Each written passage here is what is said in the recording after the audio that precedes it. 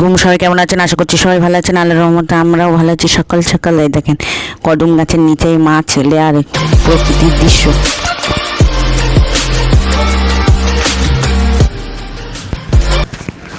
এই দেখেন সব বাচ্চারা দেখেন সকাল সকাল উঠে একদম আমরা হাঁটাহাঁটি করছি। আর আজকে ঘরের লুকটা একটু চেঞ্জ করবো, সামনে ঈদ, সবাইকে আগাম ঈদ মোবারক।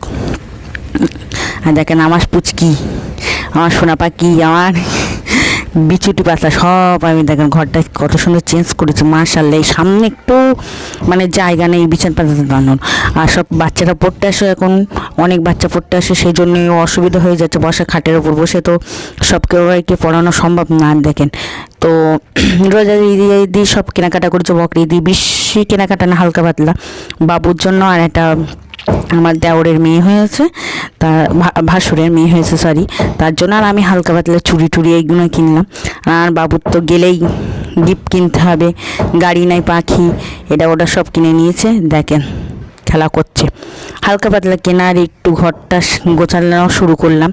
তো ভিডিওটা আজ এই পর্যন্ত। সবাই ভালো থাকবেন, সুস্থ থাকবেন, আজ ব্লগের সাথে থাকবেন, আমাদের জন্য দোয়া করবেন। খোদা হাফেজ, বাই বাই, টাটা। আর আমাদের চ্যানেলটা সাবস্ক্রাইব করবেন, এভাবে আমাদের পাশে থাকবেন।